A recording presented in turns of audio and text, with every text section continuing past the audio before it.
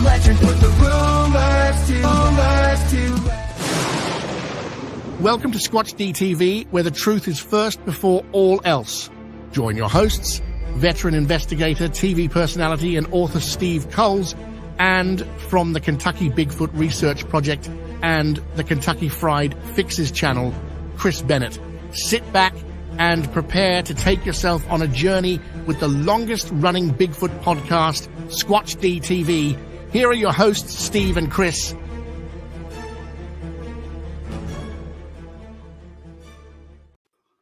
And good evening, cyberspace. Welcome to Squatch-D TV for today's date, May 5th, Cinco de Mayo, 2024. How is everybody doing? I'm your host, your guide, the Squatch Detective, Steve Kulls, along with my co-host, right down there, Mr. Chris Bennett. How are you, Chris?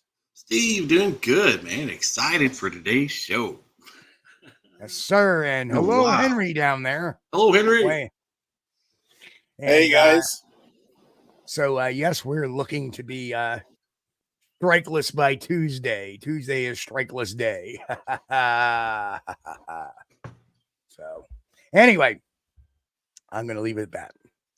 But, yes, what an interesting and quick week it's been. Sorry there was no Bigfoot news on Friday. Yeah, the week was really, I had a very busy week. I was at doctors 4 out of 5 days last week. 3 chiropractor visits and 1 to the pain management doctor. And things are rolling with my neck. Hopefully get some of that swelling down in my spinal cord there to get those discs back into place. We'll see what happens. So off hang we in go. there, man. Hang in there. Yeah, it's I'll tell you, certain nights it's easy to sit in a chair. So other nights not so much. Tonight I'm not quite sure. It's there, but it's you know. Well, there wasn't a whole lot going on in Bigfoot news anyway. I mean, there's nothing really groundbreaking out there. Nope. And a we've lot discussed. of times. Go ahead. We've discussed it too about maybe changing the format on Fridays from the Bigfoot news to something else. And we may do that just because there is, we're hoping to get a good Bigfoot story. And a lot of these stories are just the same old, conference here, conference there, So we may get into a couple of different things, Bigfoot news and maybe a topic of the day or something like that. Well, yeah. And here lately, you type in Bigfoot and check for the news. And then it's like the first 3 pages is talking about that Sasquatch Sunrise or something sunset movie. Sasquatch Sunset, yeah. A lot of it is just repeat, like 3 pages of that. Yeah. And then back when they had they released the study about, Bigfoot may be a bear. Well, when you start searching, about 3 pages of that, before you can find anything else. Right. Well, anyway, let's do our roll call for the night and get rolling with Henry here, because we got a lot to talk about tonight. Got a lot of ground to cover. A lot of people in here. Towards the end, I do want to cover Henry's other new topic now too, as well as that he's got the UFO corner going on. I want to talk a little bit about that as well. Very cool. And so there's a lot going on, and let's get to it. So first in tonight was Just Steve. Hello, Just Steve. Just Steve. Bristol in the house. We know Henry's here. He's sitting next to us. Pete H, good to see you. Brian McMahon, finally on time, he says. Right. We already mentioned Bristol. Jen, hello, Jen. Hey, Jen. There's Mick. There he is. He'll be popping in and out tonight. Nikki, Sasquatch Secrets. Hello, Nikki. Hey, Nikki. Bill, finding the trackway. Good to see you, sir. Tennessee Cherokee. How are you? Cherokee. Martin Stilts, good to see you. Hominid Academia, good to see you. Bigfoot Society, Jeremiah, good to see you, sir. Tom Connolly, good to see you as well, sir. Buttworm is in the house. Buttworm, hello. Jay Fritz, hello, sir. Hey, Jay. Arthur Watch in the house. Hello, Arthur. Arthur. DM Zabo, hello. Welcome. Chuck Truther, hello, Chuck. That's our good friend Chuck from New Hampshire out there. Oh, hey, Chuck. Hey, Matt there from Central Florida Bigfoot. Good to see you, Matt. Matt, welcome. Little Kilroy was hanging by a thread. Little Kilroy. Helton, aka Faster Man, in the house. Angel Nolan, hello. Gary Johnson Sr. Gary. I think we said Angel Nolan's in the house. Robert Den Duven is also here. Martin McTighe, good to see you.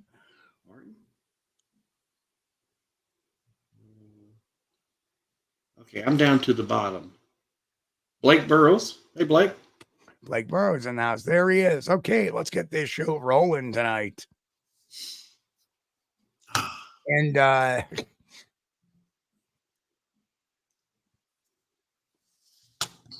Justice says no UFO stuff, please. Well, and that'll be towards the end anyway, because right now our topic is Bigfoot, of course. But I love all mystery. I love all mystery. I do too. But this is a Bigfoot show. I get that. That's right. Also, That's right. Cater to Henry, because Henry's got other stuff going on as well, and we want to make sure we get that out there for folks who may have an interest. Sure. So there we are. All right, Henry, how you been, brother? Been good. So now we got a lot to talk about tonight, and for those who don't know you, you have been doing this a heck of a long time. You have gotten the nickname the Bigfoot Encyclopedia by many in our generation of researchers. So tell us how you got started and why you got started and all that fun stuff. Well, it all started 48 years ago, 1976. I became interested in the subject of Bigfoot after seeing the Andre the Giant as the bionic Bigfoot, the $6 million man. And I was intrigued. And then I remember I have a vague memory of seeing the old Monsters, Mysteries, or Myths program. With vague memory. And that was Rod with Serling. Rod Serling. Okay. Who was the one Yes. that was narrated by Peter Graves? That was Mysterious Monsters. Ah, gotcha. Wow, I didn't know that Rod Serling had a show like that. Right. Now, my dad had a book, which I was intrigued by, called Bigfoot, the Mysterious Monster. And I thought to myself, I was almost 6 years old. I thought to myself, what in the heck is Bigfoot? I've got to find out what this thing is. So I started checking out books from the library and reading books about Bigfoot. And it just became a fascinating subject to me. And I've kind of dropped in and out of it over the years. But I've really gotten into it, especially since 2004, when I really became a member of the online community. Right. And, of course, going to conferences has been a great thing as well. Started that in 2008, went to the Ohio Bigfoot Conference that year. I've been to the Pacific Northwest several times to different conferences. So it's just been fun. It's always fun to go to these events. I was unfortunate enough not to be able to go to the OBC this year. I wish I could have. But next year is always next year. Right. Yep. And if you haven't had a chance, if you can get to Hocking Hills, man, that is phenomenal. Except I don't think there's any close by airport. Huh. So I don't know. I don't know that part of Ohio. Blake, I can answer your questions. Yes, Bill Green is still around. He's on Facebook. So is Darren Richardson. I have Darren's book, Bigfoot and I, which is a really good autobiographical look at what he has experienced. Very interesting. And Bill is now in an adult assisted living care. For many years, Bill even did a newsletter for a while, which was amazing. Which is amazing in of itself. But Bill was always like the goodwill ambassador of the Bigfoot world. Yeah, I remember Bill. He used to be on every show. Just about, he would be in the chat room, no matter where he went. You'd see Bill Green there. He sure So those are Yeah. times gone by. Yeah. But, and I see you're going to be on Billy Willard's show tomorrow night. That's awesome. All right. Yes, and that's pretty cool too. I haven't talked to Billy in goodness years. Yep, it's been a while. We had Billy on a couple of months ago, Chris, and great show, good time. So Henry, now for those who don't know, Henry is mainly a researcher who researches a lot of the history of Bigfoot. Very probably one of the most read persons on the topic I know. I mean, literally, how many books have you read, Henry, on the topic? Must be in the hundreds by now. Over 200 at least, maybe 300. So your understanding of this mystery is probably, from a historical standpoint, is probably better than a lot of us. And I tend to know a lot about Bigfoot history, but not nearly quite as much as you do. Out of all your researchers, and I already know the answer to that, who is your favorite? Well, that would have to be the late great John Green. John Green was undoubtedly, unquestionably, the main Sasquatch researcher. He was a journalist, and he came from that background. And when he would ask questions, he would ask them like a newspaper reporter would. And the skeptics, they would say, well, John Green, he accepted too much.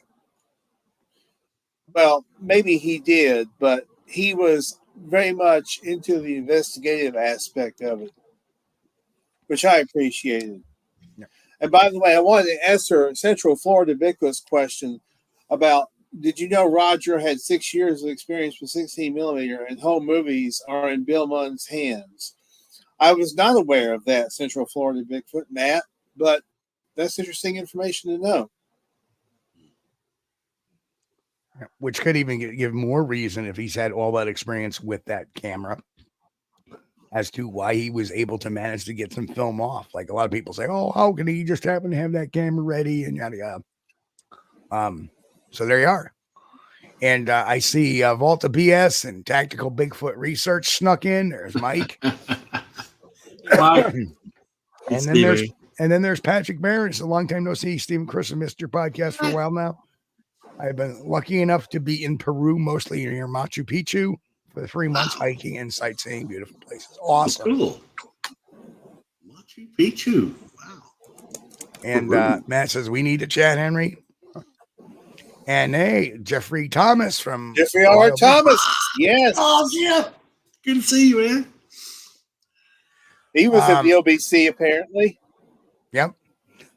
So anywho, out of all your Bigfoot stories and encounters and tales of, well, let's just say anything Bigfoot, any story, anything Bigfoot, what was your favorite? Oh, gosh. I can't really pick a favorite. I would say the William Rowe account is very, very compelling.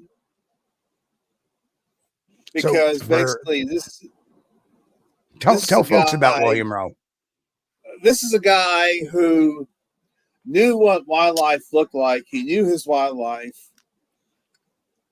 He wasn't going to be easily fooled by somebody in a costume or mistake it for a bear. So this was a qualified observer of wildlife, according to one observer.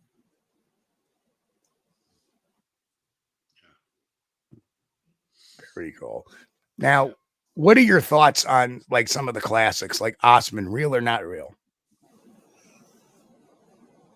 That's a bit of a gray area because all we have is his account of what happened. We don't have any corroborating evidence. That's been almost 100 years, if you can believe it. Yeah. Yeah, it's been 1924. Yep. Yeah.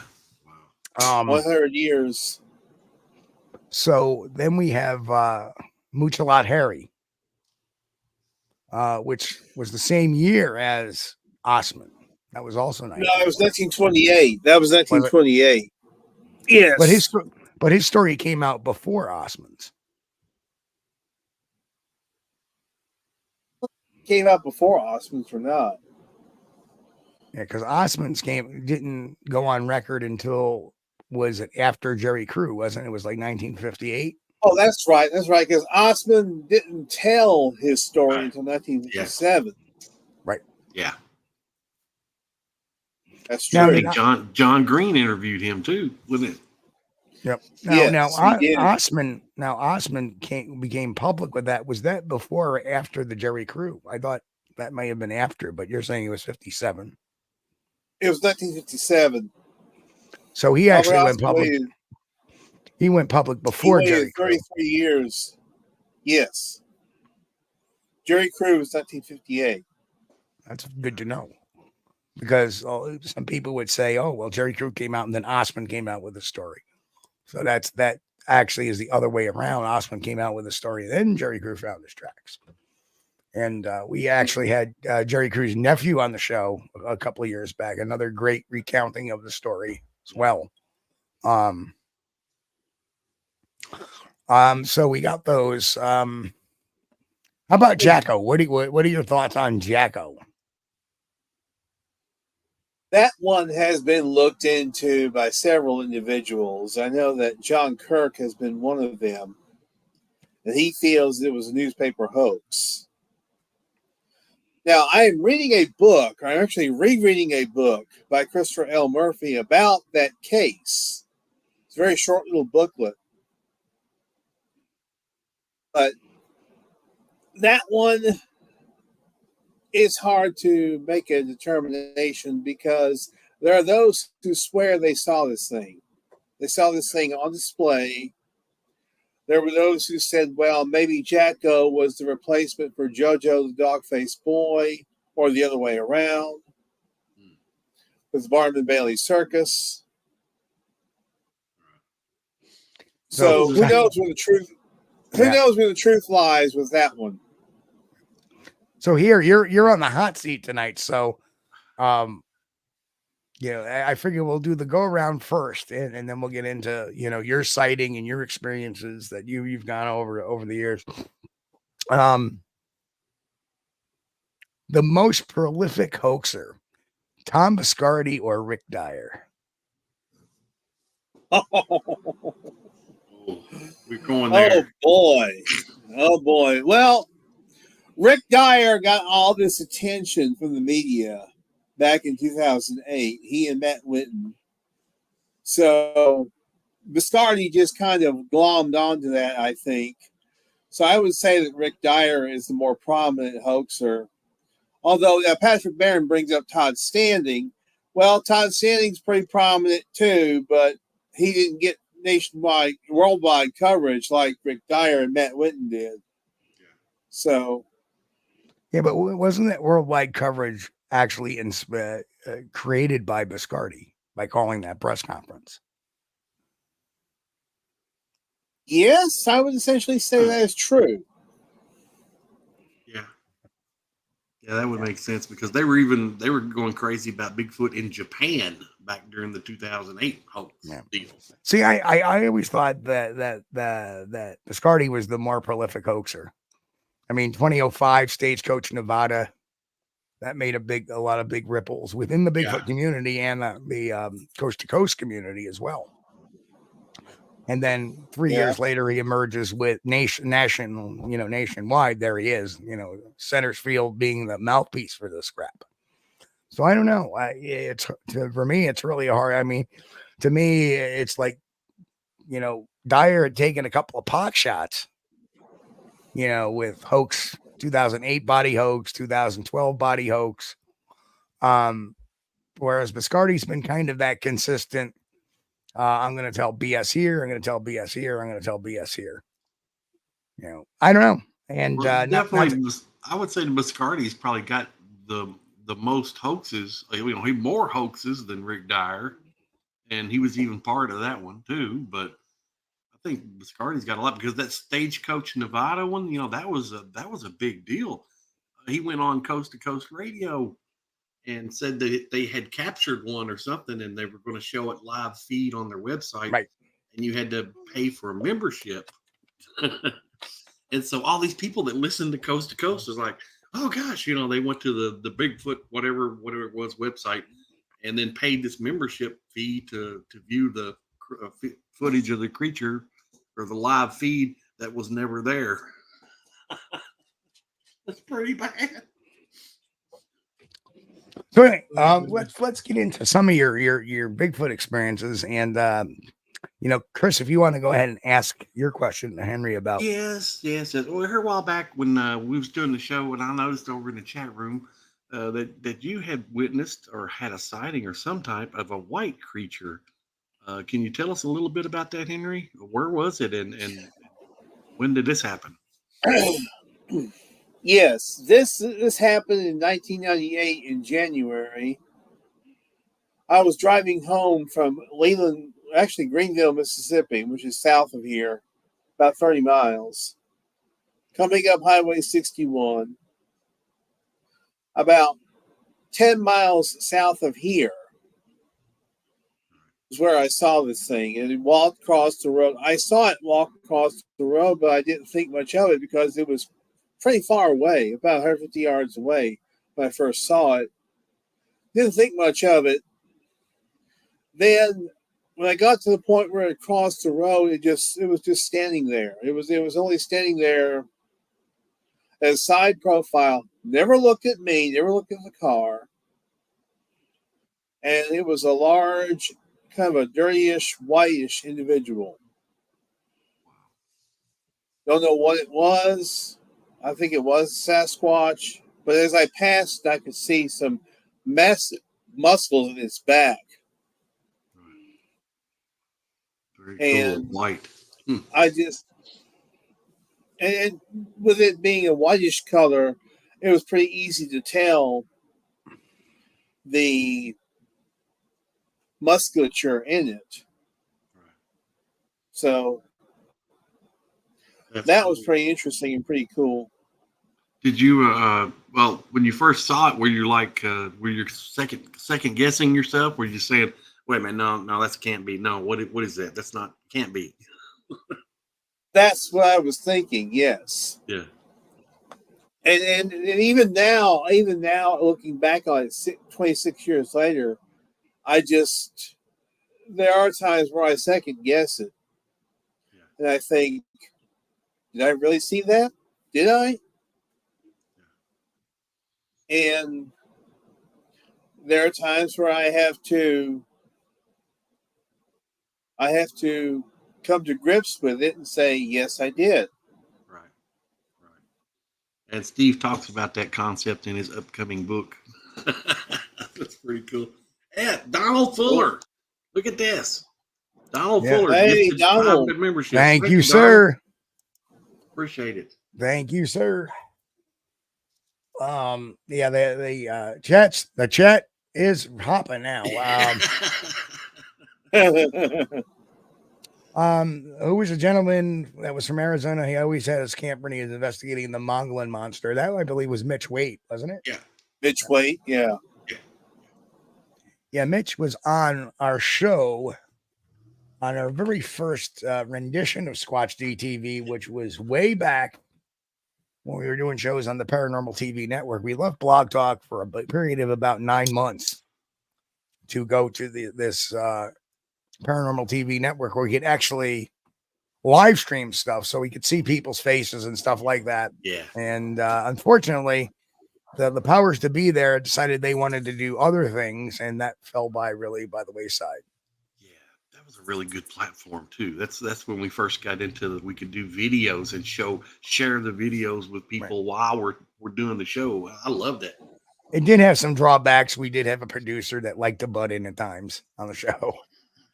That annoyed the hell out of Chris.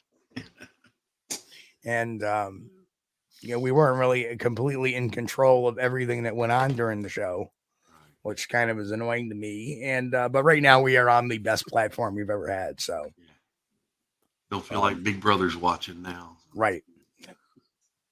Yeah. Unless, of course, you're from Utah. Yeah. Okay. Anyway.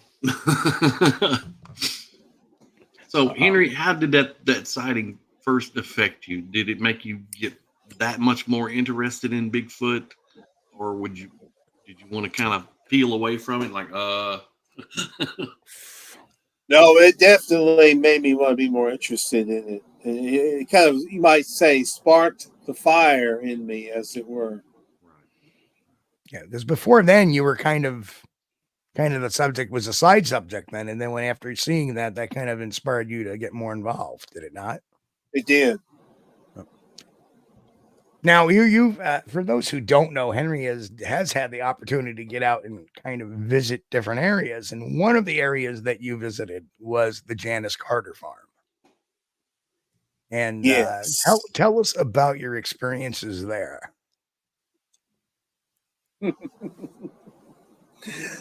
Well, I'll tell you, Janice, she's a nice person, but I hate to say this, but she's not very reliable when it comes to information. And I'm not going to call her a hoaxer. I'm not going to say she's a hoaxer, but I think she's got a very active imagination. We'll just put it that way. So when you say active imagination, what were some of the things she was saying? I mean, aside from Bigfoot knocking in the door asking for garlic. Cup of garlic. Well, she was essentially saying that. Well, no, the biggest one was she and Steve Abney claimed and swore up and down that Fox, the Bigfoot, followed us from Janice Carter's property all the way to the Ohio Bigfoot Conference, was there at the conference wearing a bib overalls and a straw hat. And I'm like, what? Well, yeah, I wouldn't classify that as a hoaxer. She may actually believe some of the stuff that she was talking about. Well, yeah, here's the interesting thing. Did you find, you said not being reliable, does that mean she had inconsistencies in her story a lot of times? Indeed, she did have inconsistencies in her stories. So the difference between somebody that's delusional and somebody that's outright hoaxing is that the delusional person's stories will usually remain consistent because that's how they're seeing it in their mind. Whereas the hoaxer, their story will change and evolve and not be consistent. Mm-hmm. So understand that's how the mind works. If you're delusional, that's your truth, what you're seeing. So it should remain consistent. And, you know, even though what they're saying, you're looking at it and like, no, that's not a Bigfoot there, but they're saying, yes, that's the Bigfoot. And they're consistent with it throughout. That's delusional. If they're lying, oh, well, it was over there. Oh, no, it was over there. Now they're hoaxing. So you got to kind of look at it from that aspect of the mind, is that the delusional person will be consistent, but the hoaxer will not be consistent. So I don't know if that changes your thoughts on the whole entire situation. You know, it's kind of like the person that I arrest for stealing stuff that claims to be a kleptomaniac. And I go, well, do you go to your parents' house and steal stuff? Well, no, then you're not a kleptomaniac. Because a kleptomaniac can't help themselves from stealing things. Right? And then they're like, oh. And then they realize they've been caught in their own trap. Just like the person that claims to be delusional. Well, maybe it's just my mind. Well, your story hasn't been consistent. First you said it's here, then it's there. That's purposely misdirection. You know, and we've seen that before. I think I recently, I'm having a deja vu because I wasn't really expecting to talk about this, but I mean, there was a case that, you know, we thought maybe the person was delusional. Just this New Hampshire case where, you know, well, maybe the guy's delusional. No, I don't believe he's delusional because we go here and he says, no, the sighting's down there. And we go down there and he says, no, the sighting's back here. You know, that's purposeful misdirection. Yeah, but you know, when you got somebody that honestly believes that the Bigfoot followed them from Tennessee to what was it, northeast Ohio for the weekend. South Ohio. Well, kind of middle. Yeah, that's who. That's a little bit of a stretch there. So how would you? And the other thing that really kicks it to me too is that you have two people now saying, "Oh, we're seeing this," and that's just, to me, it's either one, mass hysteria, or two, it's just willful hoaxing by both of them. Now, what was Steve's relationship to Janet? I forget. Were they just friends or? Steve and his wife were staying with Janice and her then boyfriend at that time. So, Yep, good job there, because I was going to just star that. Yeah, maybe just good friends. So, when did you spend any time at the Janice Carter farm? well, I spent time at her house, but she had a house in Rockwood, Tennessee, but the farm was about a half hour away. She took me out there, claimed that there was a cave that had been filled in,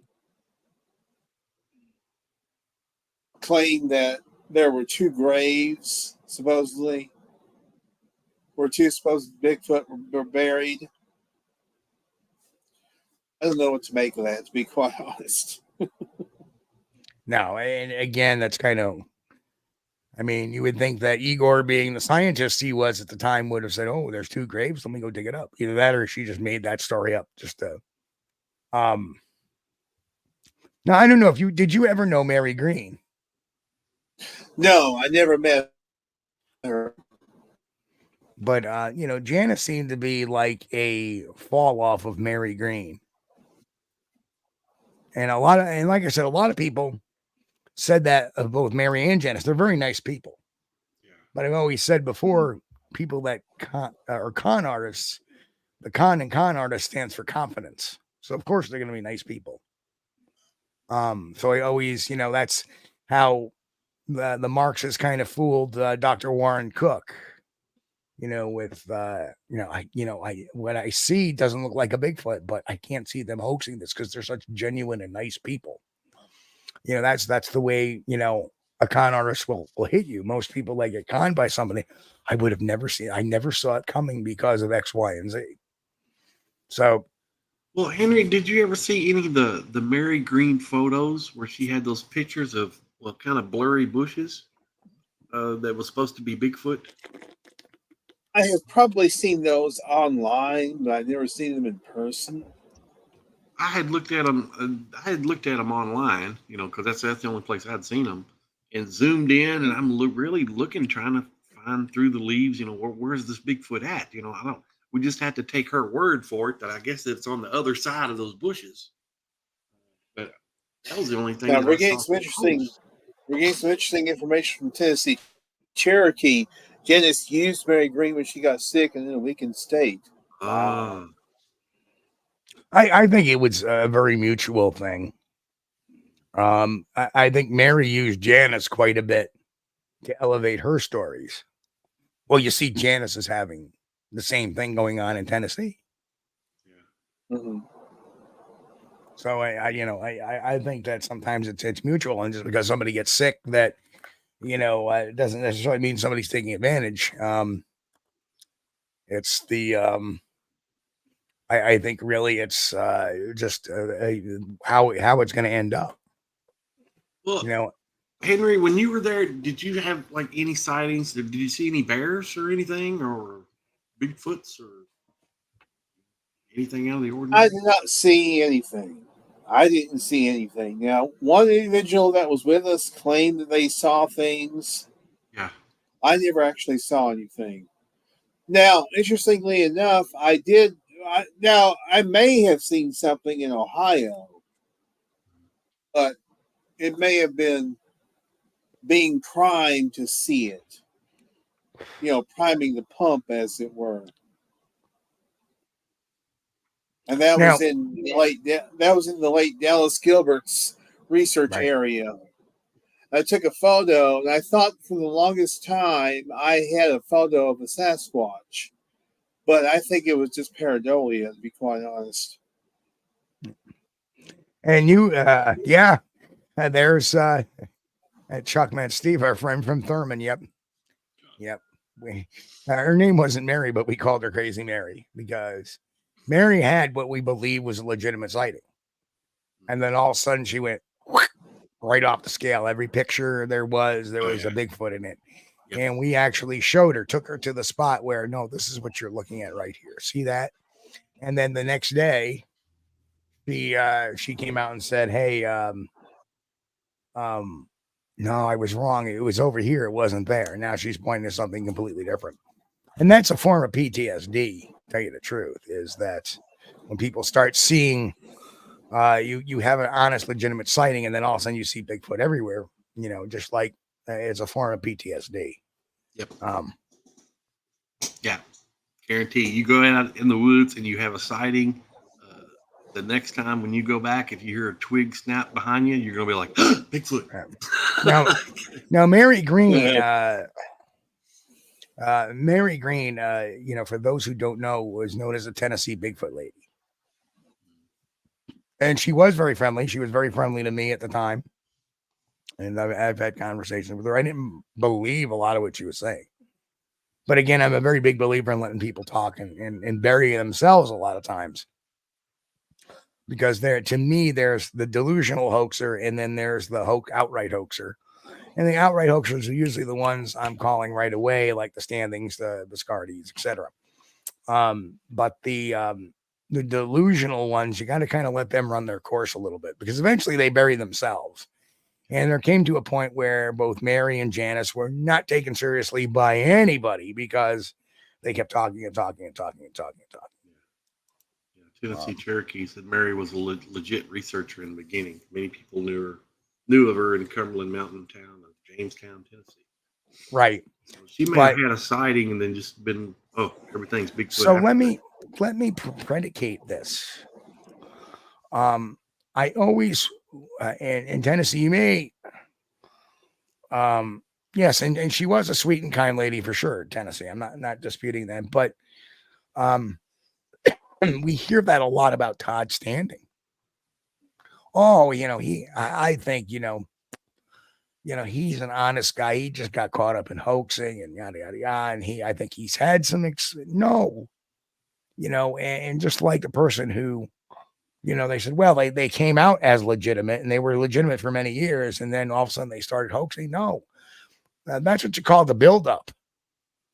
I mean, think about it. If you wanted to be a hoaxer, right, and you would come out as legitimate for a year or two, and then all of a sudden start springing all these hoaxes on you. And that's exactly what Mary Green did. That was all, to me, it's a scheme. I need to establish my credibility and then completely wreck it. And, Melba Ketchum, there's a great example of that, saying, writing on her academic credentials for a long time.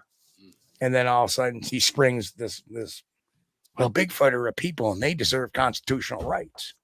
What?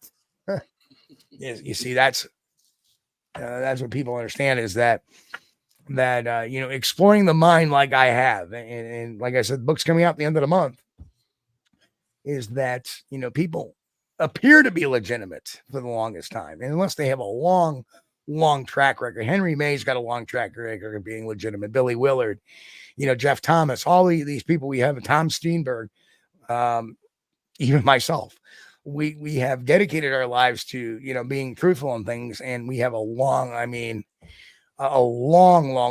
track record, but you don't come out for a couple of years and then all of a sudden start springing BS on people. That's just a buildup. That's just, people said that about my latest current nemesis, that, well, he came in as legitimate, but then all of a sudden he started putting all this clickbaity stuff up like that. No, I think that the original intent is, I'm going to do this, but I need to first establish some BS credibility, and then I'll start putting stuff out here, and that'll make me more believable.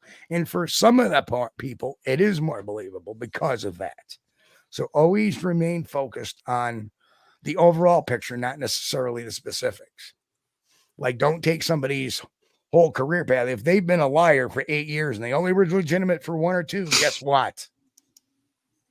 Guess what? They probably meant to build that legitimacy based on that first couple of years.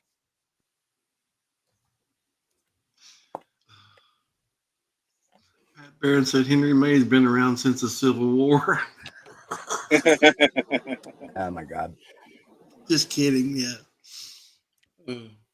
Henry's been around a while. I mean, you started on YouTube almost 10 years ago, right, Henry? And then you were on Blog Talk a long time ago, because I remember going to the Blog Talk and listening to your show. Henry May was the the second program to spawn on Blog Talk Radio was the Sasquatch Experience, and Mr. Henry May over there was the co-host.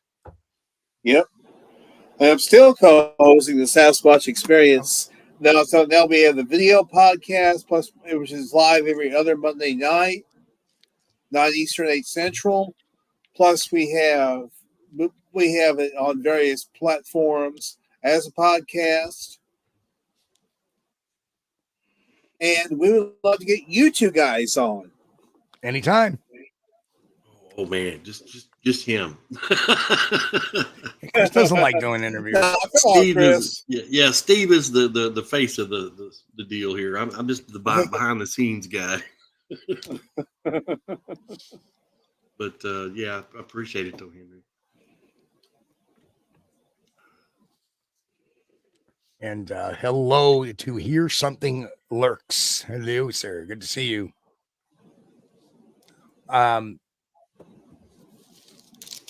That's fascinating, though.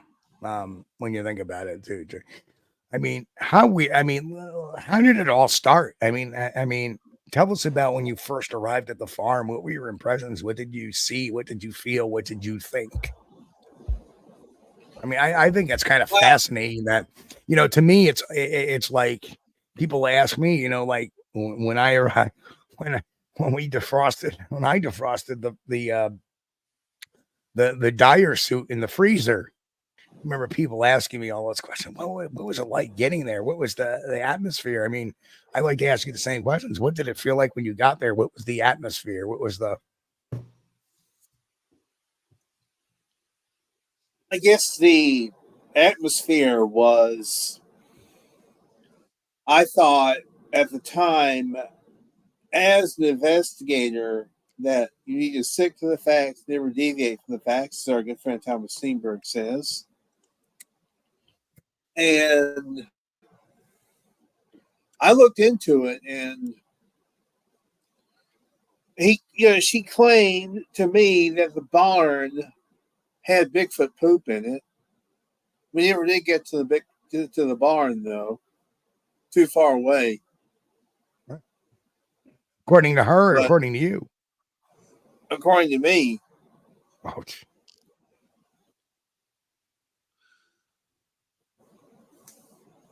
So I guess the atmosphere was, I thought there might be a chance that there might be something legitimate there. But when there was no evidence whatsoever found, I just kind of, I thought, well, either she's delusional or she's hoaxing me. I couldn't tell which.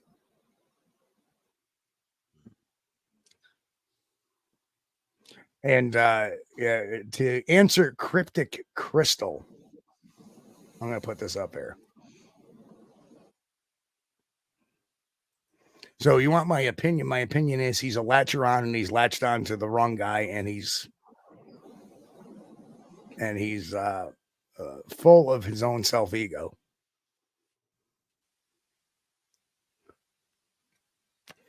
So, well, I want to get into some questions for Henry Sure. that go into his research and just get some of Henry's opinions. Okay, Henry, I know you've been reading these books on Bigfoot for years and all these sightings and everything else.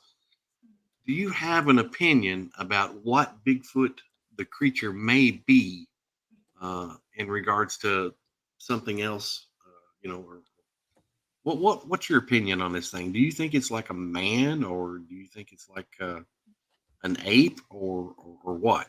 Just lay it on us. Well, I'm going to go along with Cliff Barrickman when he says they're Sasquatch. They are a Sasquatch. They are a form of primate of some sort. But I think that whatever they are, we'll find out eventually, I'm sure. But for now, to me, they're Sasquatch. They're not anything. They're not ape. They're not man. They're just Sasquatch. I know a lot of people will go to the human thing. They say, "Oh, well, it's just a race of humans that's wild and living in the wild still." And then there are other people say, "Oh, well, no, it's they're not humans. They're some kind of ape or something." But Let's keep in mind, humans, biologically, humans are apes. So whether a human or ape is irrelevant because biologically we're all primates. Right. And Nikki just dropped a note saying that Henry and I used to do several shows together, like Finding Bigfoot After Show and Real or Not Real. Yeah, that was cool, Nikki. The Finding Bigfoot After Show. Oh, that's a good idea. Well, it was. Yeah. I don't know. Maybe there should be an Expedition Bigfoot After Show. Oh man, I don't know if I can handle that. Have to stock up on the blood pressure medication. Yeah. Chimpanzee DNA. Okay. I don't think Bigfoot's a chimpanzee. What do you think the most compelling? And then we're going to get on to one of your favorite topics after that. But what do you think is the most compelling Bigfoot encounter you've read or heard? Is there one that really stands out aside sans the PG film? I mean, one without evidence, where somebody had actually seen one. What was the one that really stands out to you as being probably one of the best encounters of all?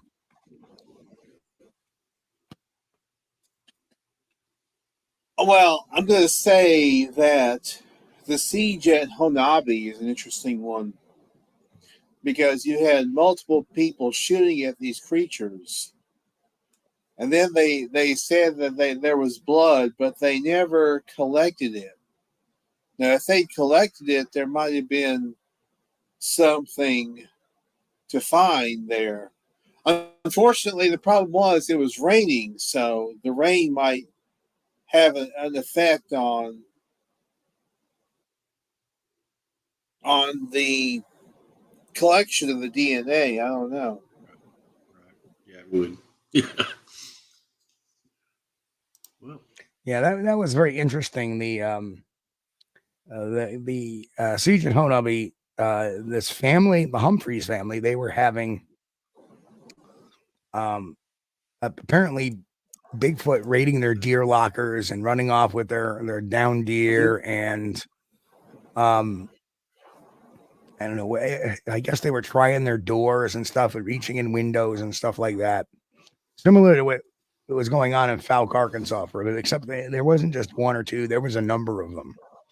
And they used to see their eyes shining as they would spotlight the area on their back porch. And apparently they called in the BFRO. And after the BFRO left, they heavily criticized the BFRO because the guys were scared. But apparently, the one thing that struck me the most, which kind of leads me to suspect that, hey, maybe there is really something to this, because they explained a very Pavlovian type of response to gunshots from the Bigfoot. And that was the fact that they would fire the gunshots and the Bigfoot weren't moving. They weren't leaving. They weren't running away. They weren't scattering. And they realized that every time they heard a gunshot, usually there was a deer killed. So the Bigfoot put one and one together that if they heard this gunshot, that means the dinner bell's being rung. Let's go out and grab our deer and go. Because a lot of times the Humphreys would go out to find their deer killing, and we Like, look, there's a drag mark. It's been dragged off or it's been carried off. There's where it fell, but it's gone. Where to go? I'm sorry, Jay. I used the word Pavlovian. So in case where that word comes from, in case people don't know what Pavlovian, it's a reference to Dr. Pavlov, who, if you've ever heard the story of Pavlov's dogs, and what they would do is they would ring the dinner bell and feed the dogs. Ring the dinner bell, feed the dogs. And eventually they did that for about a month. And then one day they just rang the dinner bell, and they noticed that when they rang the dinner bell, the dogs would start to salivate in expectance of getting that food. So that's what they call the Pavlov experiment. And Pavlovian, Pavlovian response is a similar where something is responding to an external stimuli that's not expected, and they're having this response. Kind of like there was an experiment with frogs and lights too. They would they would do something with these frogs and light a light, and the frogs would do something. Although I don't remember it specific, but that would be an example of a Pavlovian experiment, is getting a reaction of something. You could do that with your goldfish too. If you got goldfish, shine a light on top of the water, then drop food, and then do that for a few days. And then next time you just shine the light and watch the goldfish, they'll start coming up looking for food. Right. Well, if you notice that the reason why goldfish in a tank come to you a lot of times is because it's feeding time. Here we go. Yeah. Right. Oh man. So that explains what Pavlov did. And there's been some really interesting science experiments, and I love Jane Goodall on how she habituated the chimpanzees was to give them apples and try to get to interact with them and get them closer and closer, and then start to interact with them, because primates as naturally are social creatures. I mean, we are social creatures. I know a lot of people think that Bigfoot's like a solitary creature, but it's been the experience that all primates, they need that socialization. Otherwise it causes some mental defect at times. So that's right. That's right, Mike. Yes, that's right. You look at that ice cream counter and like, I have a weakness for ice cream and milkshakes. I love that stuff. Milkshakes. Malts. Oh, yeah. The good old vanilla malt milkshake. Oh. So, Henry, tell us what book are you reading now, Henry? Yale and the Strange Story of Jacko the Ape Boy. Jacko. Okay. What happened to Steve? So that's going to be the one that details Jacko. Yes. Any good books that you could recommend? Well, definitely John Green's Sasquatch the Apes Among Us. I can definitely recommend that one. Jeff Meldrum's Sasquatch Legend Meets Science. If you can find them, both of John Bennett's books. Grover Krantz. Any of Grover Krantz's books. I like Grover Krantz, man. He's one of my favorite dudes. I found out later that his bones, after he died, he donated his bones and his dog's bones to the Smithsonian. I think that's where his bones are now. Yeah. Yes. I've never seen it in person, but I've seen a picture on the internet that shows his skeleton fully assembled, standing there with his dog's skeleton right next to him. I think he had like a wolfhound or something, big dog. But, yes, he had Irish wolfhounds. Yeah, he had Irish wolfhounds. Donated his body to science. I want to donate mine to science fiction. You and me both.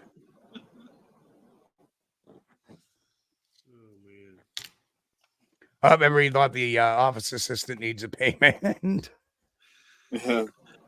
Oh, well, Lester's got a good question. I don't know how did he get the name Jacko? I don't want to know. Okay. Oh, Lester, I see where you're going with that.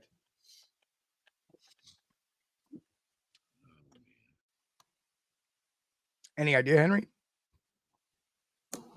I have no idea. I don't know where that nickname came from. Yeah. So,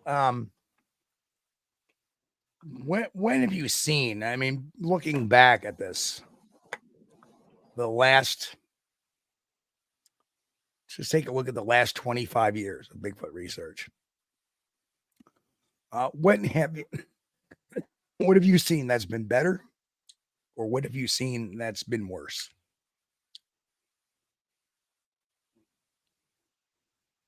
The internet has been, you might say, a mixed blessing. It's a double-edged sword, you might say. On the one hand, it's a good resource for reports. On the other hand, it's a bad resource for all kinds of hoaxing and nonsense going on. Thanks, Jay. Thank you, Jay. Appreciate it, man. I was just granted another membership. Woohoo!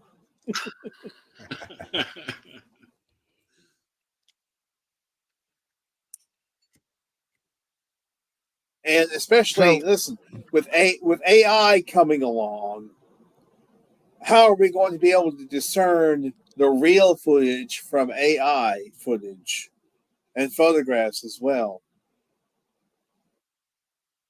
Right. Yeah, I think just Steve makes a great point. He says, "Oh crap, we need new stuff and research like Central Florida Bigfoot." And truthfully, there have been stuff like Central Florida Bigfoot and the 500.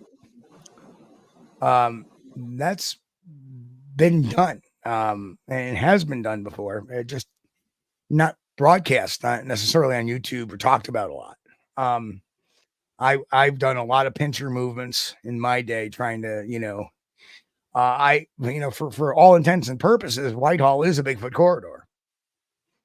I love Matt's approach. I love Matt's the way he sets stations up and the geotagging and all that stuff. That's what we need more of. And agreed. I don't know if you noticed or not, Steve, but my internet keeps cutting in and out. I think they're changing the squirrel inside the cage or something. So if I go out, I'll probably be back as soon as the next squirrel gets up. I gotta feed them. I always think of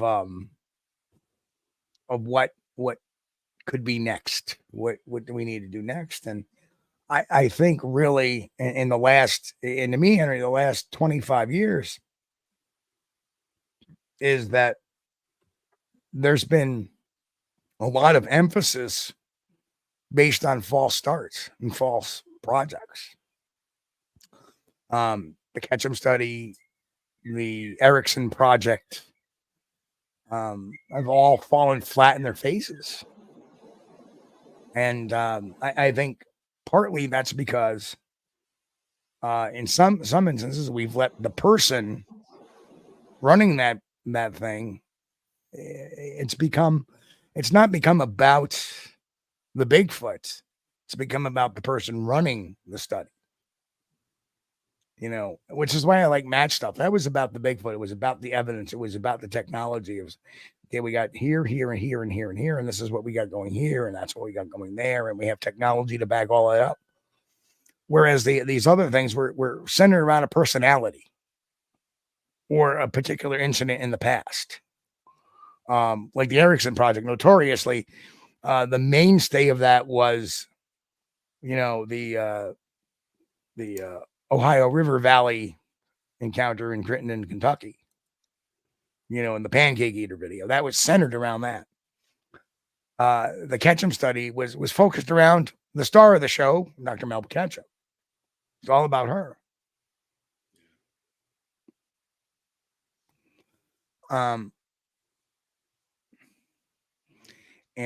So we do have some questions, don't we, Henry? Or Chris? Yeah, we've got a few questions in the chat, and I've had some of them been starred back here. See, I think we already got this one about the siege at Hanovia. Okay, we'll mark that one. Okay, and I don't want to do that one, Lester.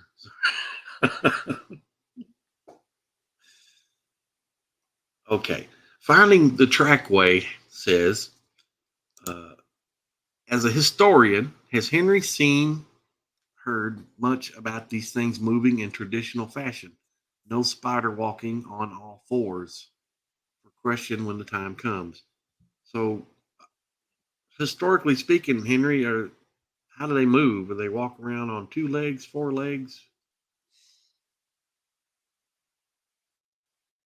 Well, there are those who swear they've seen them down on all fours running through underbrush, which would seem to be the easiest way to get through that kind of stuff, especially in the South. In the South, it can be really thick. So I think traditionally they do walk on 2 legs, just like we do. Mm-hmm. But occasionally, when they have to, they'll go down on all fours. Makes sense. And the next question. Let's see. Robert Denduven. Yeah. He wants to know about, oops. What do y'all think about the 168-hour documentary or 168-hour documentary? And could it have moved the field forward had Kerry Arnold not passed away? I've not seen that. I've not seen that. Have you seen that 168-hour documentary? Kerry Arnold, Henry? I haven't either, but I'm going to have to write that down. But if it has Mark Zasky in it, then there's a huge issue with it. I don't know if it does or not. I know Kerry was having some interaction with Mark Zasky, actually sending him some equipment and whatnot before he had passed away, and the unfortunate passing of Kerry Arnold. Jay Arnold was, from all intents and purposes, what I've heard, is a very nice guy, great guy in the field. But Zasky has a little less than credible reputation, so I'm not. Well, I haven't seen that. I haven't seen it advertised. Of course, it may just not be available on my services that I use, but usually in the wintertime when we're like stuck inside because it's like 9 degrees outside, I'll stay and watch Bigfoot documentaries. And a lot of times I'll watch the same stuff I've seen for years. And if something new comes out, I'm like, oh, yes, great, But I've not seen that one, but I have written it down, though. And it was 168 hour. I'll just search for Kerry Arnold Bigfoot documentary and see what I come up with. That's the Bigfoot research. Or Central Florida Bigfoot does say, yes, unfortunately, it does feature Zasky.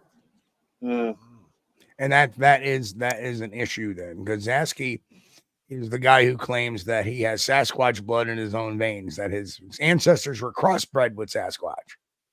So again, it's very much like the Erickson Project, where if you're a nice guy, if you're a really nice guy, you just want to believe everybody, you're going to get people involved that have nefarious reasons. I mean, you have Erickson, who had gotten Randy Grissom involved, and then you have the Johnsons down in the ORV area. They were not necessarily legitimate. At least the male wasn't.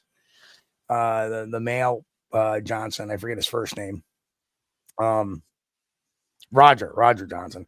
He wasn't necessarily a legit guy. The whole pancake eater video showing it to them didn't look really legit. And then you have Erickson getting involved with Janice Carter, again, somebody that's not necessarily where they were looking for. Janice, let's admit it, she was looking for a payoff, and for many years she had gotten a payoff from Erickson, but Erickson wasn't buying her property. Erickson was just giving her a monthly stipend for using her property. and I don't know if you knew that, Henry, that Janice's property was part of the Erickson project.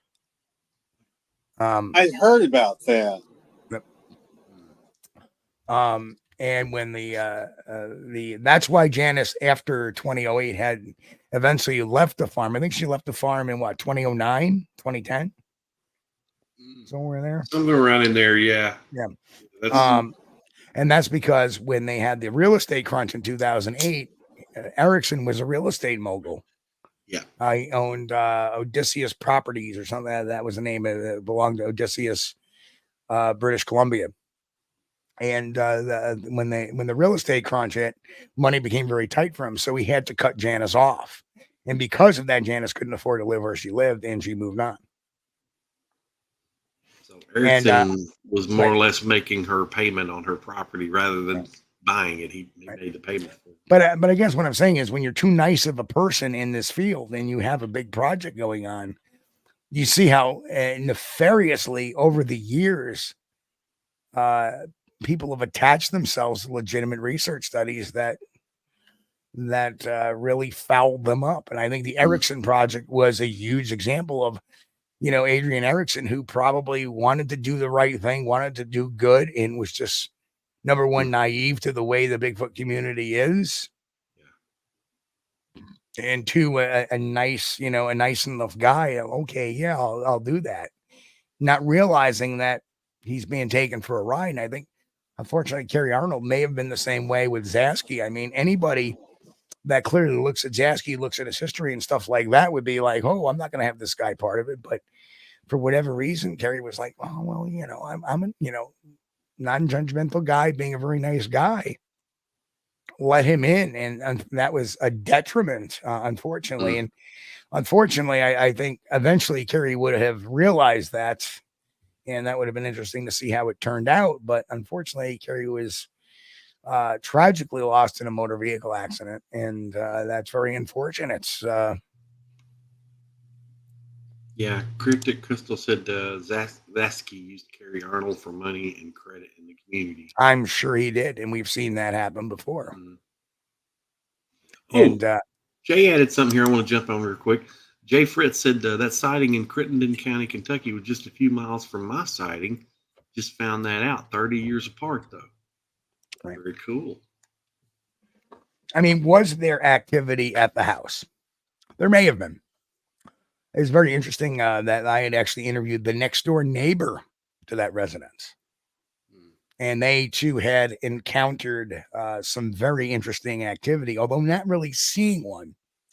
But she claimed to be putting bacon out, a couple of times a week. And she'd come back and the whole bacon plate would be, the bacon plate would be carried off for about 5-7 yards and the bacon would be gone and not a spot anywhere around. One day she didn't, something, banged very hard on her house.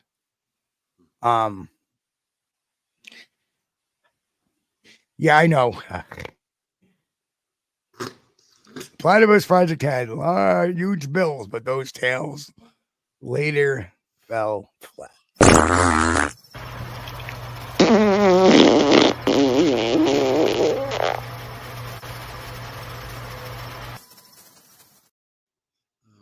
Trackway. That was pretty good. That was pretty good. For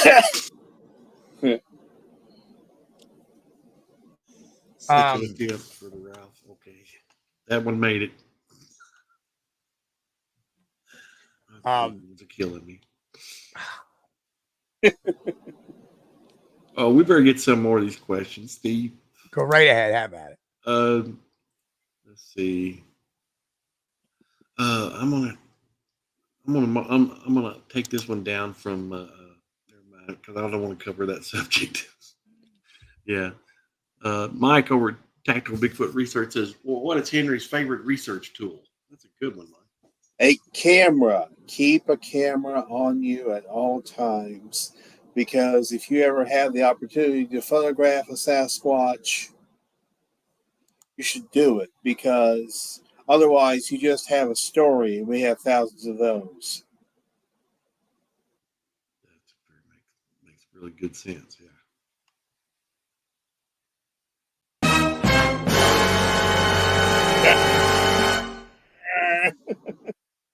Next call. Next question. Has Henry written a book or is thinking about writing a book? Ooh, good question. Oh gosh, I don't know. I don't think I would have patience to sit down and write something.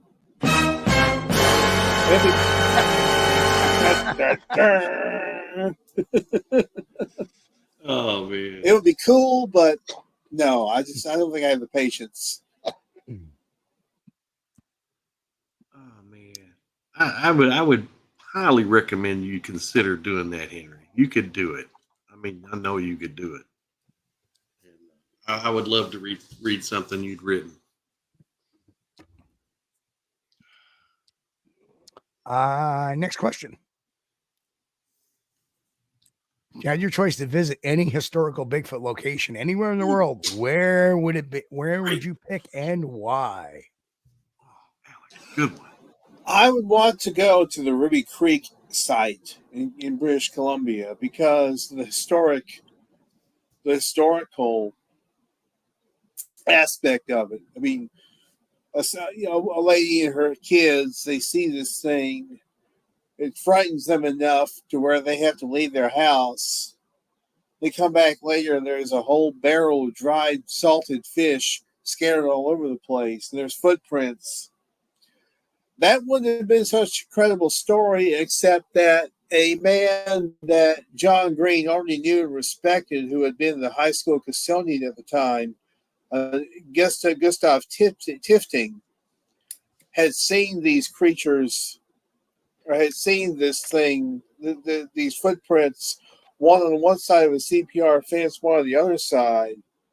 And also, it crushed down some potatoes in the potato garden, as well. And plus, a deputy sheriff from Bellingham, Washington, had made a cast of a Sasquatch footprint there. Unfortunately, the cast broke, but he made a tracing of it, which John Green had in his possession for many years. Yeah, I think too. I agree that that's one of the more credible sightings because at that time, who's going to be hoaxing? Okay. This was like what, the 1940s, something like that, Henry. 1941.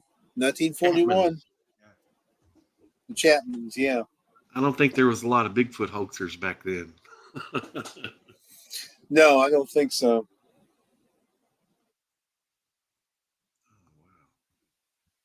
Well, I never thought about that. Yeah, that would No be problem, Alex. Would be Alex. a good one. Yeah.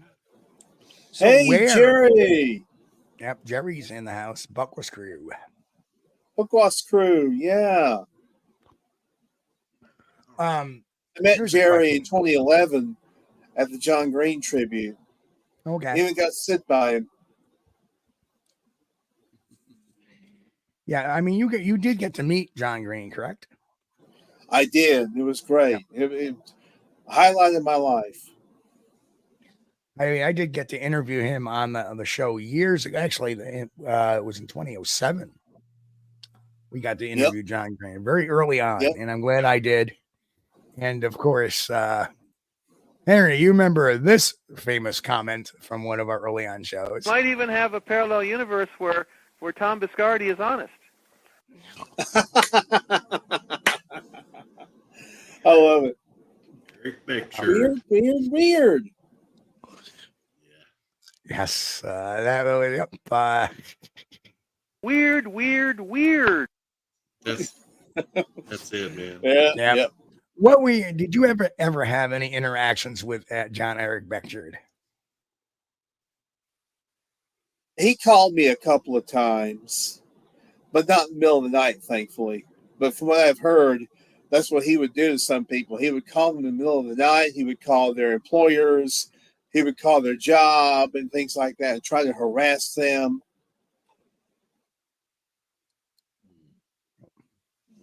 Yeah. Did you ever have any constructive discussions with him? Not really. No. No matter what a John Eric phone call looked like, it was him telling a story, expecting you to listen, but not listening to any feedback or return engagement. That's for sure.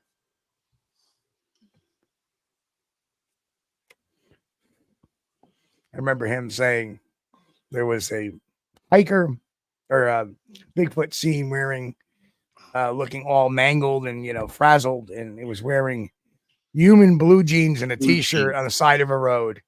Yeah. And my response was, Henry, Eric, that wasn't a Bigfoot. That was a hippie. Yeah. And Yeah. Oh, he wasn't going to have that. No. No, he didn't know what to say to that, tell you the truth. Oh, that's a good one from Finding the Trackway. Finding the Trackway says, was Henry's possible sighting near Salt Fork? I understand if you can't elaborate. Oh, No, dear that Lord. was here. That was here in Mississippi. That didn't happen in Ohio. But I think he's talking about the one that you thought you may have seen something. Was that in Ohio? Oh, no. That was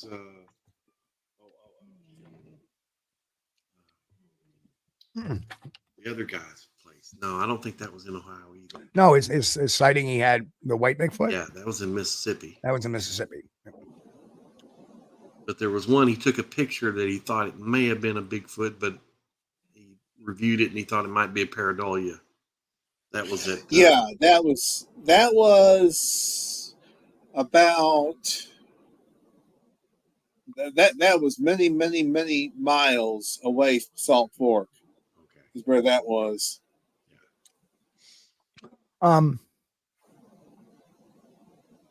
What was your take on Renee DeHinden, or as John Green would call him, Rennie? Oh, Renee. You talk about a guy who was a crusty old curmudgeon. But from what I've heard from friends of his, especially Larry Lund, you could get along with him sometimes. Sometimes. And I know Thomas Steenberg talked about how he loved Renee and Renee loved him some of the time. Yeah, I know he kind of rubbed a lot of people the wrong way. I remember him watching some videos with Daniel Perez on it, and he's yelling at Daniel Perez. It seems like Renee had no decorum at conferences. He did not.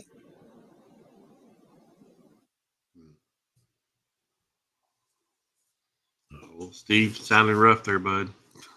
Yeah, it's You okay. Did get you a drink? Brian. But one of my favorite quotes is from Renee. It's everybody has a right to their opinion, but nobody has a right to be wrong about the facts. If you don't have the facts, your opinion is of no value. Right. That makes sense. Yeah. Yeah, and I agree with that. Yeah. Well, yes and no. I mean, it depends what I think Renee was probably your social media guy before social media. I mean, people would have facts, but if he didn't consider them facts, they were just your opinion. Like I really think that Renee would be the guy that would argue, and not necessarily in this particular instance, but like me saying or you saying Bigfoot's a primate. Well, what facts? Where's your evidence to that? Well, it's this, and this. This is the reason why I believe it's a primate. Well, it's just your opinion. And I think that's the way Renee would carry himself off. Although he did shoot his frustrations off at the proper people, like James Kawani Lapsaritis, who The Hendon blows a gasket video on Sasquatch Archives channel where he freaks out at Daniel Perez. I know. And what was thanks, Alex. Let's check that out. Alex, what was Daniel talking about at the time where he blows the gasket? I forget. Was he talking something about the Patterson film, or was it the Freeman film? Or maybe it was something completely else. But I watched it a while ago. Yeah, it's worth the watch. And Renee is being totally disruptive. And it was the Patterson Gimlin stuff. And had it been anybody else, I think in the Bigfoot community, he would have been tossed from the conference. Like, excuse me, sir, you need to leave. You're being disruptive to the speaker. And unfortunately, he would start that in the middle of somebody's presentation. And I think that was one of the reasons why, the Sasquatch Odyssey came about, that movie, The Sasquatch Odyssey, because he was such a firebrand of a figure that he didn't care about decorum. And unfortunately, even, he went off about everyone, as Nikki says. And I agree. I think the older Renee got, the crankier he got, and the less he cared about decorum or anything like that. Because to me, that I'm sorry that what he was doing, although many people get a kick out of it. Oh, that's Renee. I find it kind of rude, because I would look at myself as a speaker. Would I want him yelling at me in the middle of the crowd?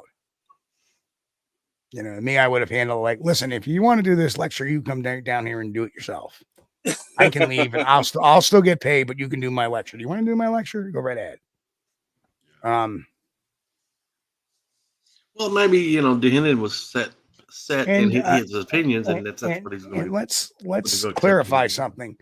DeHenden was not from Sweden; he was from Switzerland. Correct? Yes, he was Swiss. He was Swiss. Right. I just want to make sure I know. Grass was Sweden's version. No, he was from Switzerland, and he was from the German-speaking part of Switzerland. Switzerland has both a French-speaking section and a German-speaking section, just so people are clear. I didn't know that until I didn't know about the French Swiss until I watched the special on Switzerland. Very fascinating documentary and country there. It's completely way different. In fact, Switzerland has the highest per capita of being and also an Italian section, what they consider being happy. And, but everybody has to serve in the military. Everybody is up to a certain age is in the military reserve. And that means every citizen for 2 weeks a year has to report for military duty, which is really some fascinating stuff. And they are expensive, yes. In fact, one of Switzerland's biggest fight on crime is the smuggling in of meat into the country, which is fascinating too, because meat's super expensive in Switzerland, and you can get it for $3 or $4 less a pound across the border in France, which is where a lot of these people are going to get their meat, and they would try to bring it over the border. They would get caught by customs and control, and they're only allowed, I think, like a pound to 3 pounds of meat per person in the vehicle. So if you're carrying in 10 pounds of meat and you got 2 people, you were in violation of the law. Very meat. Yeah, fascinating. Fascinating. Well, I like some of the stuff they do. Like, I think the United States should adapt a program to where as soon as all the students graduate high school, they should do military service for 4 years. A 4-year stretch in the Army, military, Air Force, Marines, whatever, Navy. And I think our country would probably change a lot if they would do that, make military service mandatory. As soon as you graduate, 18 years old, go in the military. Do that. Yeah, but you understand the basis of this country was created on the thing where military service shall not be impressed, and that's when people understood World War II, the draft and all that stuff. Everybody understood that was a world war. And we were attacked and yada yada, but people didn't understand the draft in Vietnam because of that very reason. And that all goes back to 1776 and the years preceding that, which led up to 1776. So I think some of these young men and women need military discipline. Some of them would benefit, yes, absolutely. But then again, we have something in this country called freedom of choice, which is a wonderful thing because it allows us Well, to be. I'm just saying they're free to choose, Army, Air Force, Marines, Navy, give them their freedom of choice. But now Yeah, I but want to get on. We're not going to do politics here. right. We're getting off on that. Mhm. I noticed Grasshopper Allen mentioned Henry Franzoni. Have you ever had any run-ins with Henry Franzoni?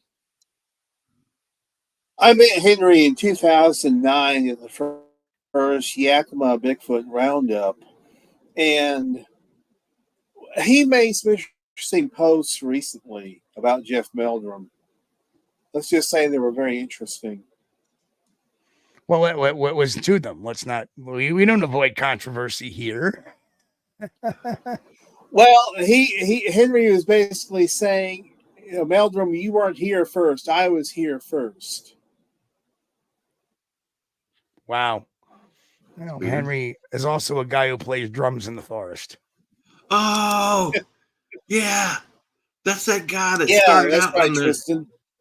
playing drums out in the forest. Okay, I've seen that documentary. And he was also the guy who said that Ape Canyon was named after the Fred Beck incident, which it was actually named after the St. Helens apes that used to frequent that area. And the St. Helens apes was like a Boy Scout troop. There was back in the late 1800s, early 1900s, there was a lot of youth groups like the Boy Scouts, but they would call themselves different collectives. And there was the St. Helens Apes, which was a male youth collective that used to do a lot of hiking, and they discovered Ape Cave, and that's why they called it Ape Cave, was because of the St. Helens Apes. But Henry was like, nope, they named Ape Canyon because of the Fred Beck incident. No, they did not. And there's a lot of myth and misnomers, but I did find the actual history of Ape Cave and Ape Canyon. Yeah, Ape Canyon was named that before the Fred Beck thing. Correct. Not after. But that does make a nice little addition to the story. Well, and because of our incident, they named the canyon Ape Canyon. No. It's like Goblin Hollow in Kentucky. It doesn't have to do with goblins. It has to do with turkeys. But now I want to jump off the subject. Well, it's not off the subject, but it's more onto the Henry shows that he does. One of them's called HBM's Crypto Corner. Yep. And you do that right here on YouTube about once a week. I think there have been a couple times you did two, but usually it's about once a week. And you talk about all kinds of different cryptids on that show. Can you tell us a little bit about what you do on that show, Henry? Well, you just essentially described it, Chris. But yeah, I do talk about different cryptids. I talk about Loch Ness Monster. I talk about chupacabras. If there is like a mystery cat sighting, I'll talk about that. I do talk quite a bit about Bigfoot, of course. Right. Yeah. Mainly, it's all different cryptids. Something that's the mysteries. What I like about it, it's not just Bigfoot. You go into here's the latest Loch Nessie sighting supposedly, and stuff like that. I've even talked about new discoveries that have taken place in recent years as well. Yeah. Some new creatures that have been discovered, especially sea creatures, interestingly enough. Yeah, a lot of stuff. I think a lot of people are under the impression that we're in 2024, everything in the world has been discovered, but that's not true. They discover new species every year, and a lot of them is surprising. One of them really surprised me here a while back. A few years ago, they came out with the snub-nosed monkey, which was a small primate that was previously undiscovered, and I thought that was really cool. Creepy looking little rascals though. Look like the guy on Fallout, the ghoul, no nose, they just had kind of like two slits. Creepy looking little rascals. I love that show, by the way, Fallout. Oh, me too. Very, very consistent to the video game. If you haven't played the video, I've been spending a lot of time playing Fallout the last couple of weeks. Well, I had not played that game, but I did watch the series and I really enjoyed it. Did you check out the new Fallout series, Henry? Have you watched that yet? Mm-mm. Mm-mm. It's pretty good. Pretty good. Very, very, very consistent to the video game too. For when who's played the video game, I'm like, oh, that's the and you know, there's a point in it where I recognize something, and I was like, there's that. And my wife looks at me, she goes, how do you know? And then they mention it. She's like, well, you knew. I played the game. Oh, Yes, and for those who don't know, every once in a while, I like breaking down and playing a video game once in a while, just because you got to get your mind clear and your mind free, and sometimes playing a video game will do that for me. Will clear my mind. So, but I enjoy watching HBM's Crypto Corner, and Yes. Henry always puts the links on there. So if he's talking about a story, he'll link to it, and you can go So- to it and read the full story. let's do another rapid fire with Henry. That's right. Waiting for the death clause. Yep, absolutely, Kaiju Ninja. That death clause. Yep. Or the Meyer lurks. The Meyer lurks too. There, pretty nasty. Henry, what is real or not real chupacabra? Well, that started out as an urban legend, and it's kind of just grown into. Now there are witnesses down in Puerto Rico who swear they saw this thing, and it had spikes down its back, red glowing eyes, short, clawed hands. So who knows? How about the dog man? Now this is going to be a bit controversial, but I think the so-called dog man is misidentified Bigfoot. In a lot of cases, I tend to think that is number one. And number two, I think a lot of it may just be paranormal, might be apparitions or manifestations. But Kaiju Ninja asks, how about the platypus? What else? How about the Loch Ness Monster? What do you think? Think Nessie could exist. It's possible that they do exist. But the only thing is, there hasn't been enough quality evidence of Loch Ness Monster to be able to say one way or the other. Now, here's the interesting thing. And I was in Loch Ness in 2011. And one of the biggest things the detractors of Loch Ness will tell you is there's not enough food in the loch for a creature to grow. But yet they have plenty of salmon fishermen in that loch. Plenty. And they are not very friendly.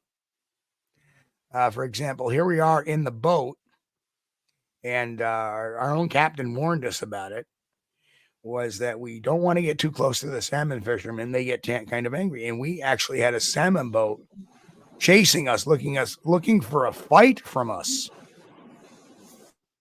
And I was all about it. I was like, okay, let one of these MFers get on this boat. They're going to get right into the loch. Yep. And as Mike said, seals can get to Troy. Every once in a great while, we have a seal that comes up the Hudson River and shows up around Albany or Troy, New York. Wow. And we just had that happen last week. There was a seal that decided that all of a sudden you're driving down the road, and all of a sudden on the abutment of the bridge, there's a seal. Yeah. Like, how the hell does that happen?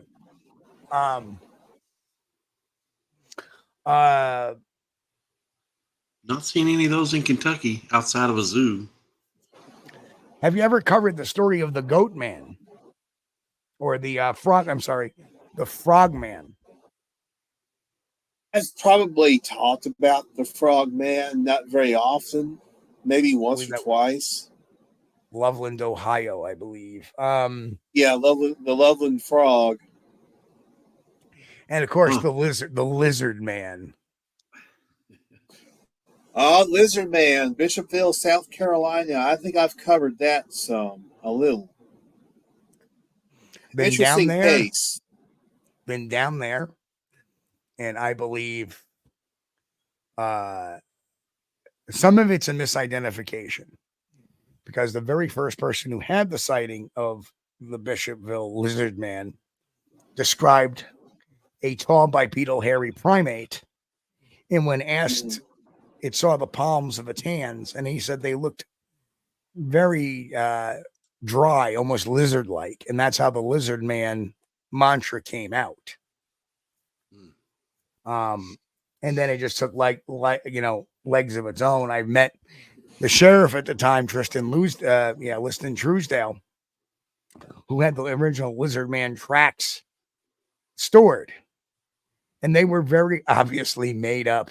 Same toe splay. You could see the dowels in the marks of the casts.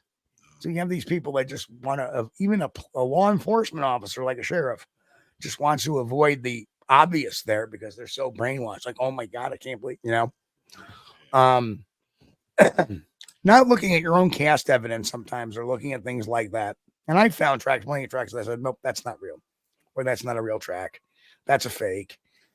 And because you got to get over, it's like the same people that look at a picture or a video or something like that and don't bother looking at the story, and they're trying to determine the reality of this based on the picture or the video instead of looking at the story and basing it upon the story of how it was created. And the same goes with footprint evidence. You get a footprint, you may not have the who, what, when, where, and why, but you kind of anyway with the track itself. And once you cast it, you start looking at it. If you're like, oh my God, I got a track, you're not going to see the fine detail. Like, well, maybe that's a dowel, and maybe that's, and why is the toe splay the same on all these tracks? So there is a distinct difference that people have that natural guttural reaction to go right to what's right in front of them instead of looking at the fine detail. Yep. Very true, Don.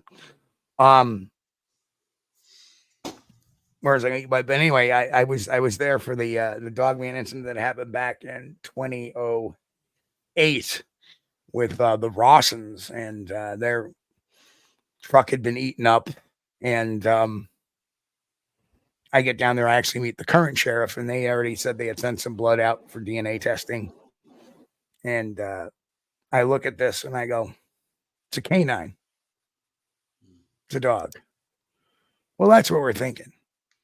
But why do you think that? Well, number one, I know the Dawsons didn't create this. A lot of people were accusing them of hoaxing this and making tool marks. There wasn't, because for every maxillobite, there was a mandible impression underneath the bumper. So something was latching onto it. And the teeth were round like a canine. And I said, open up the hood, and inside the engine compartment, in the header bolts, the recesses for the header bolts, there was cat hair. So what had happened was the cat got up in the hood, and then the dog was going after the cat, and the cat hid underneath the car in the engine block. And that's what it chewed up. Of course, about 3 months later, I got a message from the sheriff at the time, and the blood had come back as canine. Poor little dogs. Try to get into that cat so bad. I don't know what's going on with my I have Alexa routines built into my lights. Mm-hmm. And for whatever reason, I shut all my routines off, but it's still in the routine and will not stop the routines. And it keeps shutting my office light off. AI controlling you. That's like, anyway. So yeah, I think that that the lizard man originally was identified as a Bigfoot, but the sightings have been so few and far between that I don't think there's much to it, except that they're now trying to capitalize it on a lizard man festival, since they deem the Cotton Festival as being racist. So they transitioned into a lizard man festival. So okay. I guess it's the community's idea to keep that lizard man alive and well. So, Henry, out of all the cryptids that you look into, and I know you look at a bunch because I do too, we seem to have the same interest on a lot of stuff. Which one do you think is the most plausible to be in the United States right now that really could exist? In the U.S., Besides Bigfoot. besides Sasquatch, Yeah. there is always a possibility that Champ is real. That's the Lake Champlain monster.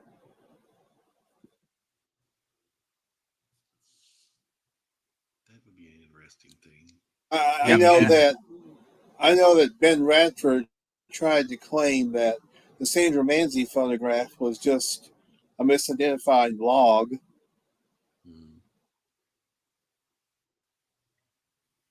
Well, that's interesting. And I respect Ben Radford, but I don't agree with him.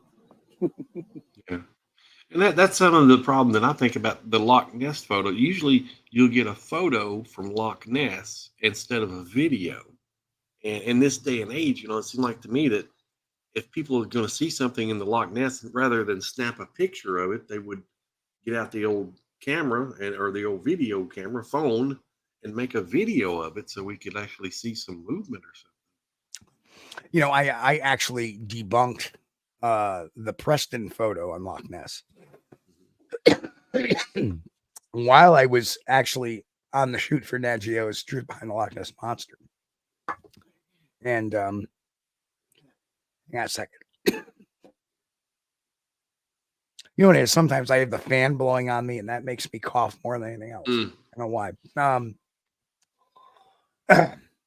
But I had filmed my debunking of it. I actually took pictures of the same thing he did. It was light shine. It was sunshine reflecting off a copper roof that was way off to the right-hand side of where the frame was. That was reflecting back and down into the loch. And Preston's photo had cut that house out. But for whatever reason, NatGeo wanted to go to the scientist who said, "Oh, they look like a bunch of boats to me." Like, just an opinion. Like, and a very wrong opinion, too. They weren't a bunch of boats. It was a reflection. Because the guy in the video, the professor in the video goes, "Well, I don't see anything it could be reflecting off of." Well, of course not. The frame isn't wide enough. You look at my picture, you can see the house in the background that it's reflecting off of, right? It's a wider picture. And I took the almost identically in the same picture that Preston had taken. But for whatever reason, they chose to use this scientist instead of mine. And their description was really, or their explanation to me was, well, we really wanted to keep you in the positive comment. And Hollywood does not get that to be deemed credible, you need to be in both columns, not just one, because people look at that. Oh, that guy is always going to say it's real or it's interesting or it's like that because he never debunks anything. When actually I was very present there debunking the Preston photo. Well, they did some of that editorial deal to where they could make a program. Where the show did make me look like a rock star, I will admit. I really felt cheated because they didn't show my debunking. Not only is this guy a rock star, but it would have added to my credibility is what I'm saying is, and they don't get that. They don't retrieve that concept. They want straight good guys and bad guys, not some guy who'll call it down the line like he sees it, saying, "Hey, you know what? This is not real." And then people would get the impression, well, see, this guy is legitimate because he's not saying everything is Loch Ness Monster. Just like in this field, I don't say everything is Bigfoot. Right. I don't know why Hollywood or, what goes through the producers' minds in LA that think that we need to stand on one line or the other. That's not the way investigation really works. That's not the way science really works. That's the way fiction works. So, Henry, let's talk about, we got 14 minutes left of the show. Let's talk about your other new venture, your UFO corner. What made you want to tackle that topic? Well, I've been fascinated by UFOs for a long time, and I may have seen one back in the 90s as well. It was just a big light in the sky. It was about 2 hours before sunset, so it wasn't a star. And it was cloudy that day, too. And it was just sitting there in the sky. It wasn't like a helicopter or a plane or anything like that. Right. Same thing. So it's So a I very thought, similar thing. yeah, Yep. wow. So a very similar thing in Vermont. Blue sky, sunny day, and there's this bright light in the sky that's just kind of sitting there for a little bit, and then it would move a little bit. It would come up, go down, and then eventually we watched it fly off towards Rutland. And then half hour later, it came back. And then it was there for about 10 minutes, and it just blinked out. It was gone. But anyway, I digress. Wow. Go right ahead. Well, I decided, I thought, I like the crypto corner stuff, but I want to expand and I want to try and see about doing UFO corner. So I figured, what the heck? Why not give it a shot? Right. There's nothing wrong with mystery. I like mystery. Right. All mystery. You know, there are, I think there are like the same types of factions you have in the UFO community that you have in the Bigfoot community. As you have this group that, you know, oh, there's like these 5 types of aliens. There's the grays. There's the lizard people. There's the ones that look like us. There's this, there's that. To me, it's like, you know, it seems very polarizing. The only people I really kind of believe now is the, you know, I really was a follower of George Knapp. And, Cryptic Crystal. Well, thank you, Crystal. Thank you so Thanks, much. Crystal. Well, we appreciate that, Crystal. We all try to keep you straight on the narrow path. That's what we try to do here on this channel, and that's really important to us.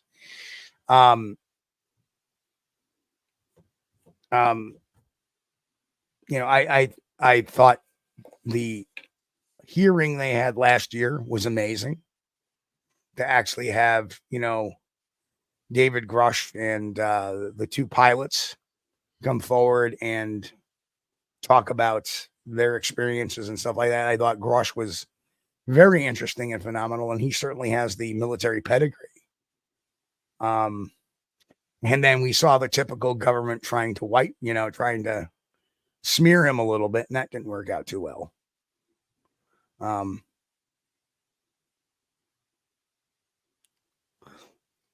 But what's your thoughts on Grush and that whole committee meeting or that Senate hearing? Or I'm sorry, I the House didn't really meeting. see it. I didn't really see it, but it sounds interesting. And if the government is, well, I'm pretty sure the government's covering up UFOs. You gotta, I also think that you got to watch that hearing because Grush will explain how they're trying to cover it up. Yeah, you definitely have to watch that Senate hearing, and you'll get a whole. And the funny thing, or the House hearing, and the funny thing is sitting behind Grush and the 2 pilots, and don't forget the 2 pilots were directly involved with those videos they released, the gimbal and the Tic Tac. The pilots that were there were the actual pilots that were involved in that. And sitting behind them is Knapp and what's his name? I forget his buddy's name there. But you got to watch that, and I really strongly suggest that make that one of your first things to do tomorrow morning is watch that hearing. It's only about 3 hours, but you get a lot of great testimony from all 3 of them. Very fascinating stuff. In fact, some of the stuff they asked Grush, he said, I can't disclose that, but we have to go to a special closed door meeting for me to disclose that information because it involved top secret information. So really, really, well,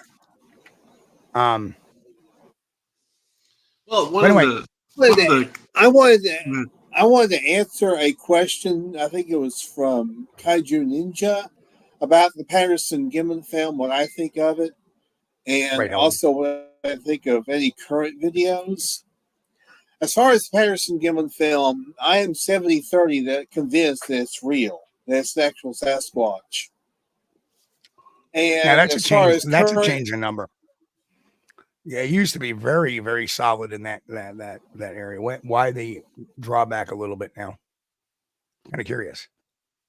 Well, there have been, you have the timeline issues as far as they get the film on a Friday, they send it out, it gets to Seattle on Saturday, it's processed, and then on Sunday it's out the attic's basement. I have to wonder about that. Yeah, that was one of the things that bugged me about it too. And I think me and Steve went through some maps. We were talking about distances and measuring and how long drive time it would take. Well, it's kind of funny because in my new book, I talk about that timeline. Yeah. And guess what? The timeline now makes sense because it's very clear, and it got confirmed that Al Hodgson knew somebody in the Photoshop up in Seattle. So he made a phone call and had that done. He got it to him, had it done, and they brought it back. That's how it got done that quick, because he knew somebody. That's why he went to Seattle. Now that I did not know. Interesting.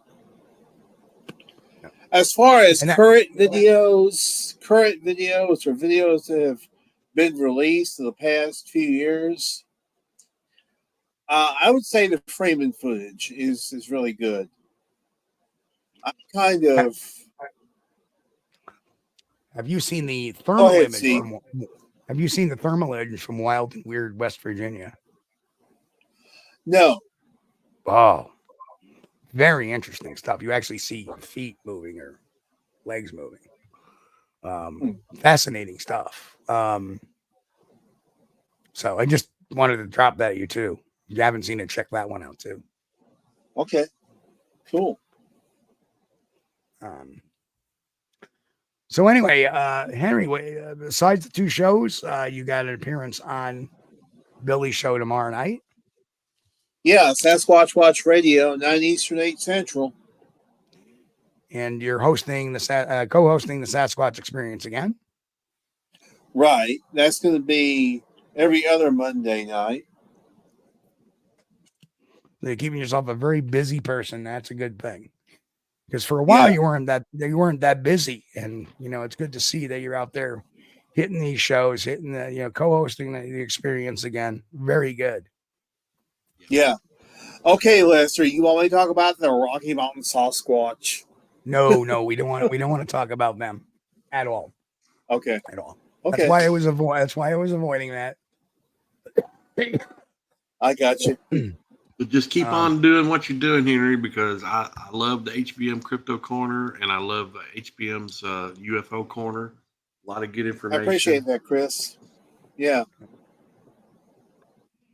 I highly recommend it. We'll have links down in the description. We can talk about Bob Hieronymus and his changing stories. Again? What's the new take now? Oh, well, Bob's always changed his stories. Was Hieronymus on the grassy knoll too? Yeah. Well, on the Patterson Gimlin film, Bob Hieronymus has said how many different suits it was. At first, it was, he said Patterson made the suit out of horsehide, and when he wore it, it stunk inside because it was from a skinned horse. And then later, he changed that around when Philip Morris came around and claimed that it was his suit. So now we go from a homemade suit that was made out of horsehide to Philip Morris made the suit. Right. And man, it's just so much. Well, you see, that's huge. As an interrogator, people wonder why I'm pragmatic. That's the reason why, because eventually another version of the story will come out that's so far from the first version of the story that will just put the whole thing right into shape. Well, guess what, Mr. Hieronymus? Back then you said it was Patterson made the suit. Now you're saying Philip Morris made the suit. Well, first you said you didn't show it to anybody. You just showed it to your mother and maybe your nephew. And then you're telling us you stopped in a bar and showed it to everybody in the bar. Like, oh, come on out to my car and look in the trunk. bullshit. Pardon my French. I call bullshit. Bob's story gets more interesting, the more he adds to it. As an interrogator and an interviewer that's had probably over 3,000 interactions in his career between Sasquatch witnesses, criminals, potential criminals, witnesses, claimants. I can tell you right now that story stinks without any doubt. And as an investigator, my BS meter is up on his story. So there is a question from Cryptic Crystal. What are some of your favorite trusted researchers? Well, definitely Thomas Steenberg is one of them. You and Chris. You're here. Nikki Cologne. Thank you, Henry. Steven Stroifer. That's about it. No, Alex is good. There's so many of them. And Yes, friends of mine who I know are good researchers. There aren't too many to name as far as who are the good researchers out there now. I mean, I go down a whole list: Billy Willard, Eric Altman, Sean Forker, Henry May, Chris Bennett, Alex, of course. I've met Finding the Trackway, Bill, excellent investigator, Matt from Central Florida, Bigfoot, Mike Ann from Tactical Bigfoot Research, Sasquatch Wizard Adirondack, John, great researcher. Jen out there is a great researcher. I mean, all these, Nikki, of course, Brent Dill, all these people, and of course now Mike Bluler as well. We've kind of gotten Mike on the right track of things. And, Grasshopper's been around for years as well. Yep. There are too many to name that I have trust for. Likewise, there are a bunch that I don't have a lot of trust for. A lot of the names you hear constantly and consistently over the years, but every once in a while, they'll come a name. I go, oh, no. And I don't talk about them because they're not big enough or they haven't created enough of an impact yet, really, to affect the Bigfoot community as a whole. But that is that's a tough question. Who are your most trusted? Because you don't want to leave anybody out. Right. And so to me, it's just, there's too many to name. But I mean, off the top of my head, these people I came out, Darren Lee. There are a bunch of people. Yeah, I came up with, definitely. Yeah. And there's people we came up with. Jeff Thomas. There's another one. Melissa Hovey, Wayne Larson. Bruce Harrington. I mean, there's just a number of people out there that have my respect. And, it's really hard to differentiate. But anyway, we are at the 1 minute mark really quick. So Chris, do your thing, brother. Oh, wow. Yeah. Again, I want to thank Henry for coming on and joining us tonight. Man, it was great having you. It's been a barrel of monkeys fun. We appreciate you. It was fun, guys. We want to thank all our listeners and everybody in chat. You guys, you make the show such great questions. I could not come up with these questions. You guys, they should be running the show, Steve, and they do. But we appreciate you guys. We appreciate each and every one of you, and we're honored to have you every week. We appreciate you. And back to you, Steve. Okay, folks. Again, Henry, thanks so much for coming on, brother. If I can get out there and watch Billy's show tomorrow night, I will be there. I want to say this. We'll be back this Friday night with an all new Bigfoot news / whatever we want to call it. Something. 9 p.m. Eastern. We will be back next Sunday night with talking about the Chautauqua County Bigfoot, Chautauqua County, New York, with Peter Weimer again. So Peter will be on next week. Next week will be Mother's Day too, I believe. So, yep. But anyway, I want to wish everybody a great week. Stay healthy, stay happy. We'll see you Friday night. On behalf of everybody here, again, God bless. We'll catch you all this Friday night. Peace out. We thank you for being here with us on Squatch-D TV. If you haven't taken the time yet, please hit that like button and subscribe to the channel. And oh yes, hit that notification bell too. We don't want you to miss anything. If you really like our content, you should consider becoming a member. And it's really inexpensive and a great way to support not only the show, but honest Bigfoot research. Everyone have a great week. Be safe and God bless. We will see you all here next time on Squatch-D TV. Keep on squatching.